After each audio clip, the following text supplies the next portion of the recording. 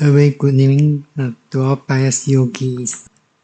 This evening, I shall give instructions on the practice of Satipatthana, Vipassana, Bhavana.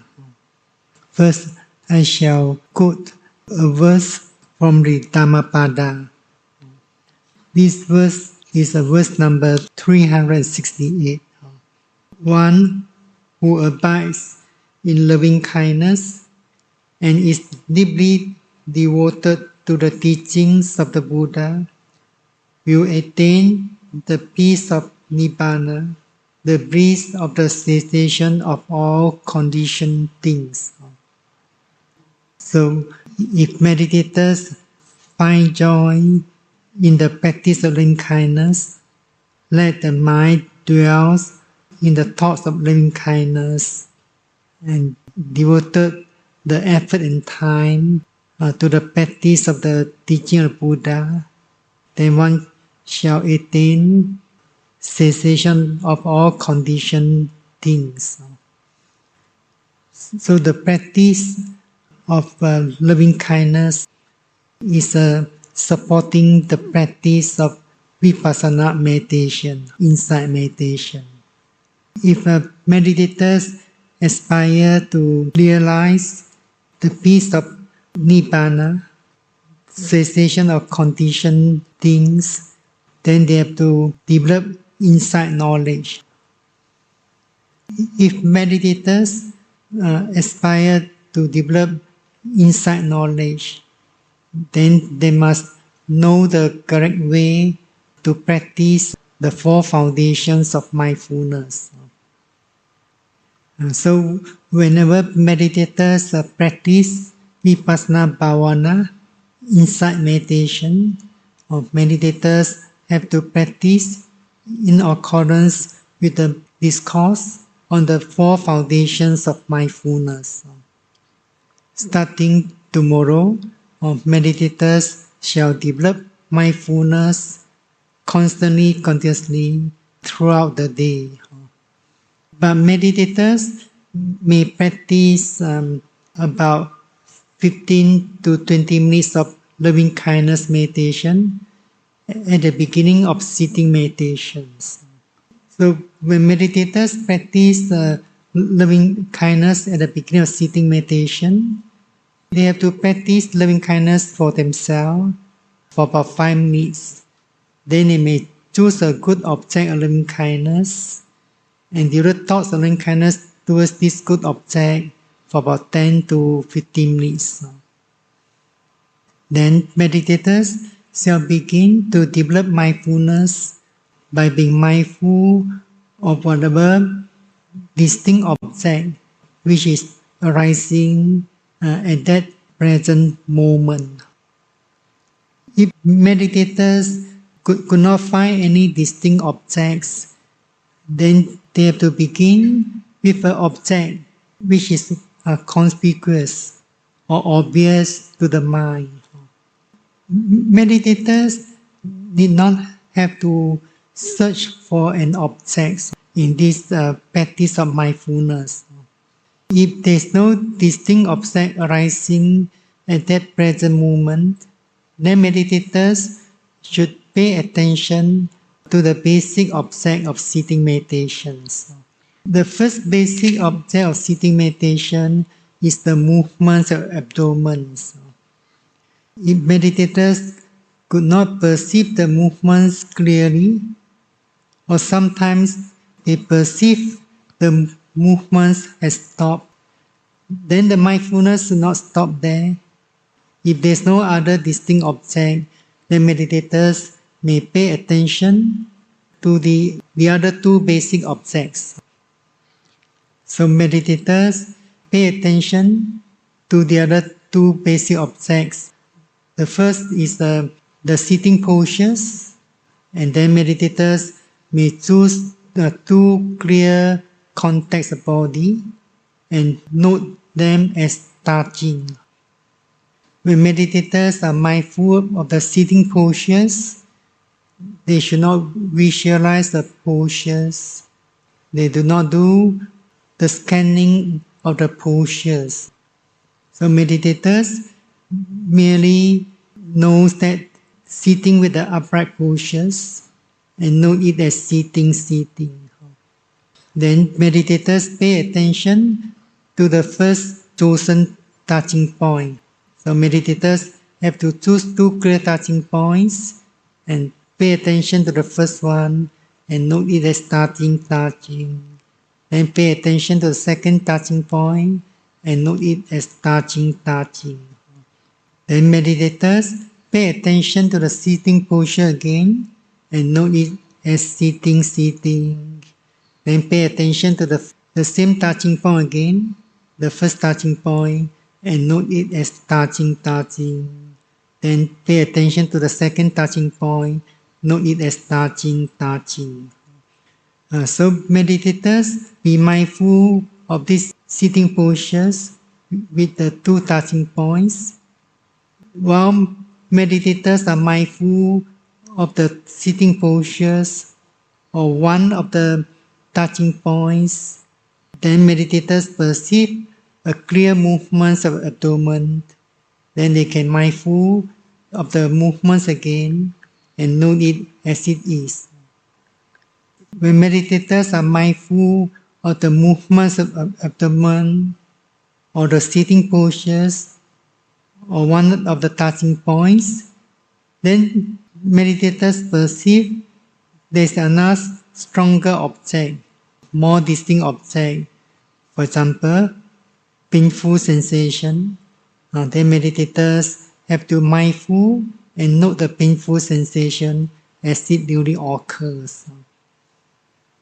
So the basic objects, the movements of abdomen, sitting postures, and two touching points are the basic objects that help the mindfulness meditators to begin their mindfulness meditation during sitting. Meditators should not think that these basic objects are the most important object in the practice of mindfulness meditation. So these basic objects help the meditators to begin the practice mindfulness, and whenever another distinct object had disappeared, for example, painful sensation had disappeared, and there's no other distinct object, then meditators should be mindful of this basic object again. So meditators should practice the four foundations of mindfulness. As you know, the four foundations of mindfulness are Kaya-nupassana Satipatthana, mindfulness of body phenomena. The second foundation is Vedana-nupassana Satipatthana, mindfulness of feelings or sensations. The third foundation is a Citta-nupassana Satipatthana, mindfulness of consciousness. The fourth foundation is the Dhamma-nupassana Satipatthana, mindfulness of Dhamma. So, in other words, there are varieties of mental and physical phenomena that should be taken as an object of mindfulness. It's because sati, which is the mental process, arises depending on the phenomenon. In other words, sati, usually translated as mindfulness or awareness in English, is arising dependent of a phenomenon. It can't arise without a phenomenon. And mindfulness is always arising in the very present moment with an object. So it's not possible to mindful of a phenomenon or an object that had passed away. It is also not possible to mindful of an object or phenomenon which has not yet arisen. So for example, if there's a painful sensation arising at the present moment, mindfulness or the awareness also will be arising instantly at that moment. If the painful feeling had passed away and then coolness has arisen, then awareness will be arising with that object, coolness. So painful feeling belongs to the second foundation, mindfulness of sensation or feeling. When painful feeling had passed away, then coolness has arisen in the next moment. Then the awareness will be arising instantly, noting that coolness. So coolness is one of the bodily phenomena, rupa. So that's why meditators have to practice the four foundations of mindfulness. Because various phenomena can be arising at any moment. Some phenomena belong to the first foundation, some phenomena belong to the second foundation, or the third foundations, or the fourth foundations. So that's why the proximate cause of mindfulness is the fourth foundation. So it's not possible that meditators only want to mindful of one foundation. But at the beginning of practice, meditators could not perceive the arising of the mindfulness clearly. Meditators could not perceive that there's only one object arising at the present moment. Meditators perceive more than one object as long as the mindfulness is not well developed and concentration is not deep enough. So that's why meditators have to train the mindfulness or guide the mindfulness to the objects of meditation. For example, after practicing about 15 to 20 minutes of loving kindness, then meditators might have to guide the mind to perceive the movement of abdomens. In other words, directing the attention to perceive the movement of abdomen. If meditators did not direct the attention or the mindfulness to the movement of abdomens, then the mind will wander away, will begin to think of something, and so on. So when meditators direct the attention to the movement of abdomens, then the mind has some work to do. So in other words, the work of the mind here is to be mindful and note the movement of the abdomen as it duly occurs. If the movement has stopped, if meditators did not direct the attention, for example, to the sitting postures, then the mind will be wandering, thinking. So meditators have to put forth mental effort to direct the mind. The mind here means the attention, the awareness to the basic objects. Sometimes meditators realize that he or she is the thinking of something, then meditators should be mindful of that thinking and note it as it is. So meditators should be mindful and note the thinking mind until it has disappeared.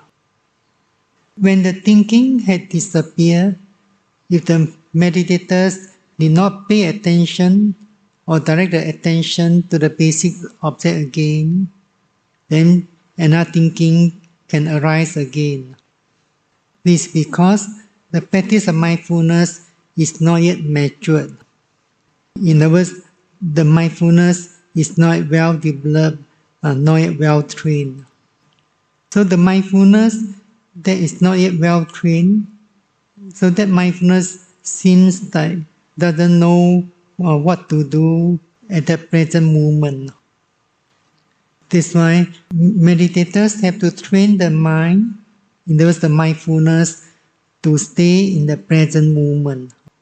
So in order to train the mind to stay in the present moment, sometimes meditators have to direct the mindfulness to the basic objects.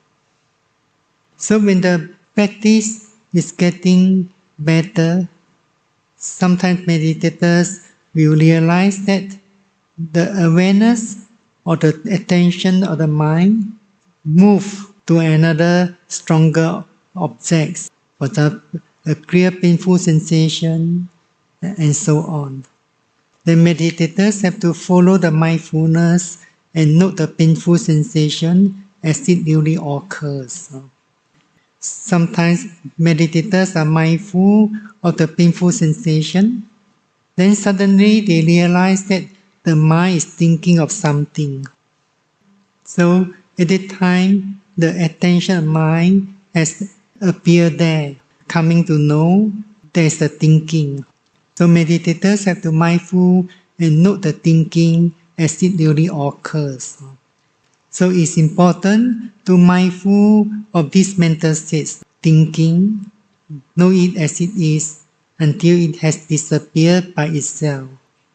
So meditators begin to realize that the awareness or the attention mind can move to another object by itself.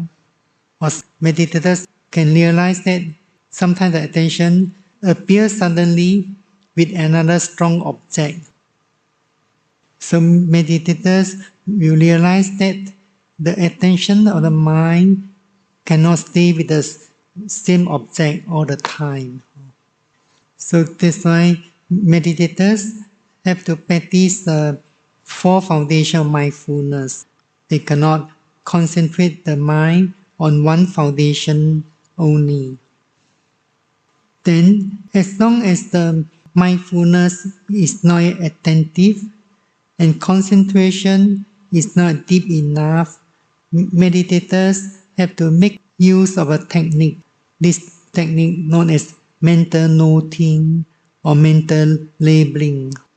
This technique of mental noting is to help meditators to cultivate mindfulness, to develop mindfulness, so that the mindfulness is getting more attentive, more precise, and more energetic.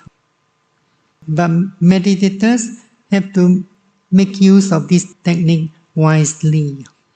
Sometimes mental noting hinder the mindfulness, causes meditators could not mindful of the object clearly. Then they may drop the mental noting temporarily. Meditators can make a mental noting because the object has appeared and not yet disappeared. Sometimes meditators perceive a process of rising movements. When meditators are about to make a mental noting rising, but meditators don't yet make the mental noting rising, the rising movements has stopped, then they should not make mental noting. Sometimes meditators realize that there's a thinking. When meditators are about to make a mental noting thinking, but the object had disappeared, then they need not have to make the mental noting thinking. Some meditators who have gained a lot of experiences in the mindfulness meditation might not have to make mental noting frequently. Sometimes the mind will note the object by itself. For example, when meditators perceive a process of rising movements, then the mind know it by itself, rising.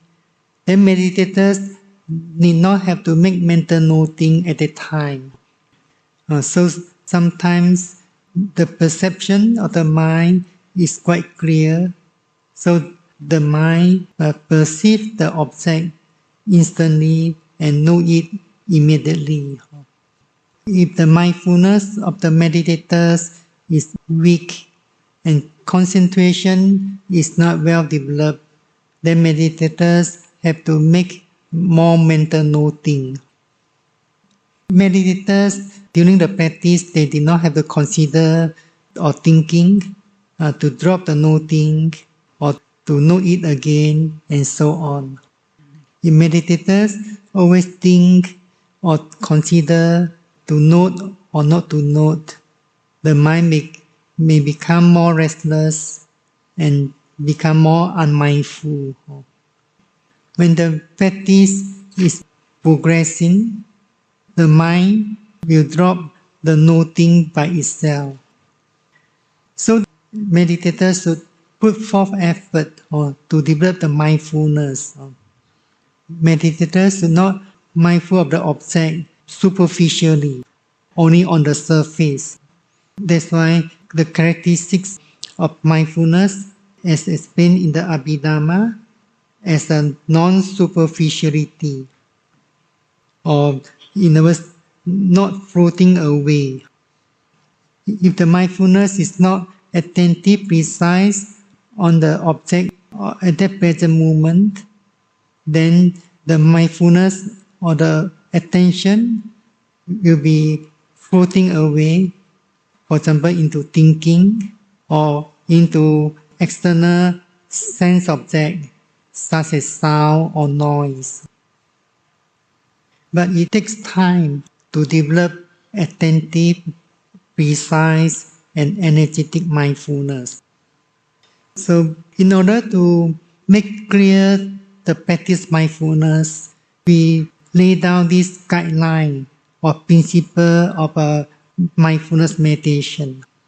So the guideline of developing mindfulness is to pay attention or to be aware or to be mindful of whatever object or phenomenon which is arising at that present moment and note it as it is. But if the mindfulness is not yet strong enough, meditators cannot see clearly the arising of the mindfulness with a distinct object or dominant phenomenon. So meditators have to guide the mind, or in other words, direct the attention to the basic object of the sitting meditation, the movements of the abdomen. If the movement is unclear at all, then they pay attention to sitting postures and then the chosen touching point. There are two types of phenomena. One is the mental phenomena and the other is the physical phenomena. And mindful of any mental phenomena that's arising at that present moment is more important than mindful of the physical phenomena at that present moment.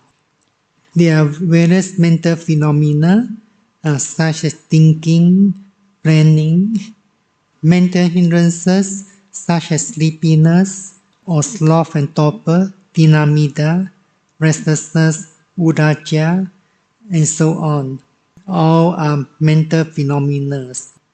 Physical phenomena consist mainly the four primary material elements. But in the practice of mindfulness meditation, meditators can only mindful directly the three material elements, fire element, earth element, and wind element. So in other words, meditators can mindful directly or sense directly the phenomena such as heat or cold, hardness or softness, movements, motion, vibration, nature support. Meditators should strive their best to sit for 1 hour. Sometimes meditators experience a strong pain, then they should be patient and be mindful and note the painful sensation as it really occurs. Meditators do not change the sitting positions or move in order to relieve the pain. If meditators have been sitting, let's say more than 40 minutes, then they feel the pain is unbearable, the mind is very restless, then meditators may stop the sitting with mindfulness and then proceed to the practice of walking meditation. So this is about the practice of sitting meditations. Every sitting meditation should be preceded by walking meditations. At the beginning of the Vipassana meditation retreats, meditators should practice 1 hour of walking meditations. In the early morning, you may practice walking meditation less than an hour. So after the chanting, you may have less than 2 hours of practice before the breakfast. So you may choose to practice walking about 45 minutes. Then you may sit for 1 hour. But after breakfast, meditators should practice 1 hour walking. If possible, they also sit for 1 hour. During walking meditations, meditators should be mindful of the movements of the feet. In other words, movements of the feet, left and right. And then meditators may increase the objects of walking meditation. For example, lifting, pushing, dropping. When meditators stop at the end of walking path, they mindful of the standing postures, standing. They may mindful and note the standing postures about 5 to 10 times. Then they should mindful of the turning movements, turning. When meditators have turned the bodies facing the directions they came, then they should mindful and note the standing posture again. Be mindful and note it about 5 to 10 times. So we can say that the movements of the feet during walking meditation, such as left, right, lifting, pushing, dropping, be mindful of standing postures, standing, be mindful of turning movements of the body. All these movements and the standing postures are the basic objects of walking meditation. So, if meditators are able to mindful of these basic objects attentively, precisely, and energetically, then the mind will not be wandering here and there or thinking of all sorts of things. So on the first day and second day of Vipassana meditation retreats, meditators may mindful the movements of the feet left and right for about 10 to 15 minutes. Then they only increase the objects of walking meditation to 3 processor movements. They are lifting, pushing, and dropping. Meditators have to train themselves to slow down the movements gradually. Meditators should realize that every process of movements is an object of mindfulness meditation. So in other words, meditators have to perceive a process of movements. For example, the movements of the left foot, then they can mindful and note left. If the movements of the left foot has not yet started, has not yet occurred, then meditators cannot note left. If the left foot has not yet moved, meditators do not focus the attention at the left foot. Sometimes some meditators focus their attention at the heel of the left foot, and then they begin to move and note at the same time. Then they think that their mindfulness and noting are very precise, able to note the movements from the beginning till the end. This way of mindfulness is not according with the guideline. It's because the movements has not yet started or has not yet occurred. Meditators focus the mindfulness there or the attention there, they only begin to move. So meditators have to perceive that the process of movements of left foot has occurred, then they can mindful and know it as left. At the same time, keeping the mindfulness with the process of the movements. When meditators are mindful of the basic object walking meditation, such as the movements of left or right, lifting, pushing, dropping, standing, and so on. If the mind has wandered away from this basic object, the meditators must be mindful of that wandering mind. At the time, meditators have to stop walking so that they can be mindful of that wandering mind or the thinking mind attentively and precisely. Sometimes meditators realize a strong body sensation, for example, piercing sensation. Then meditators have to stop walking and be mindful of that piercing sensations. So meditators have to slow down gradually. In other words, the slow pace of walking enables the meditators to develop mindfulness.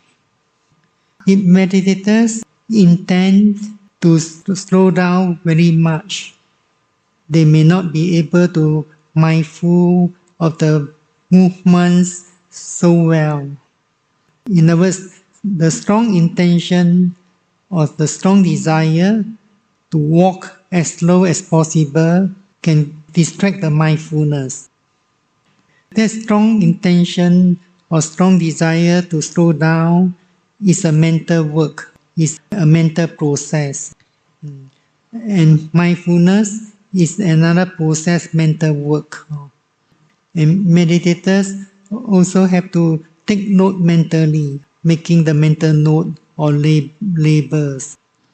So when there are these three processes of mental work going on simultaneously, meditators may not be able to mindful of the movement so well.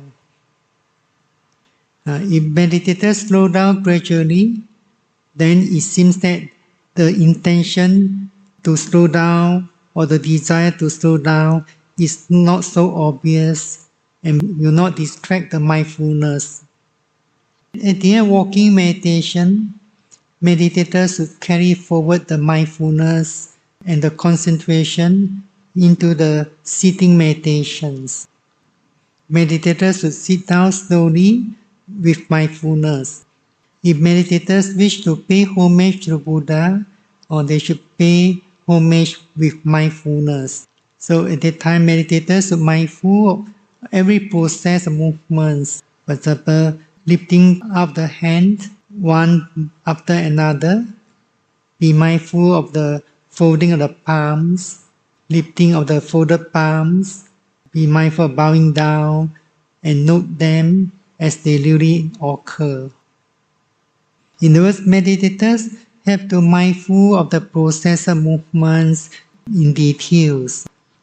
For example, when meditators mindful of the movements of bowing down, or they may note it a few times. For example, about 4 times bowing.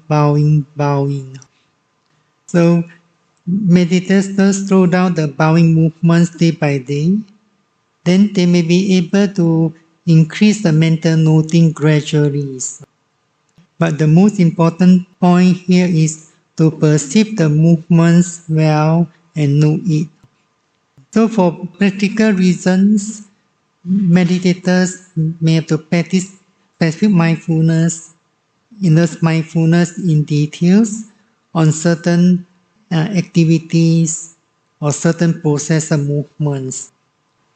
But sometimes meditators could not mindful of the activity in details. For example, taking shower, using the washroom, and so on. It's because this facility is shared with other yogis. So yogis also have to learn to be considerate.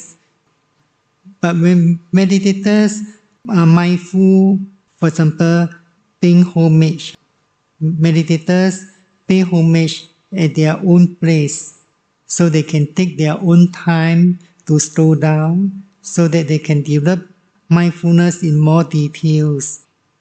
So this aspect of practice is known as mindfulness in daily activities.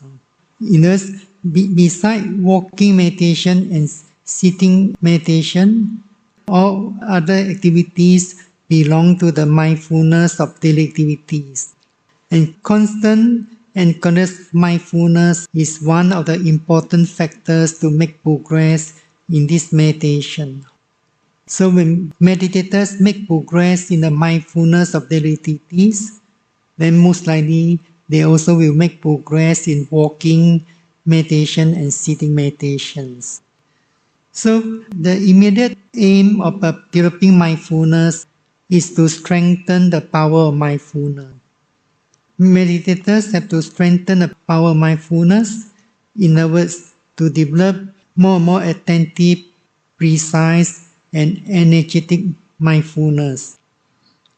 So when the attentive, precise, and energetic mindfulness is constant and continuous, then meditators shall realize the result of it.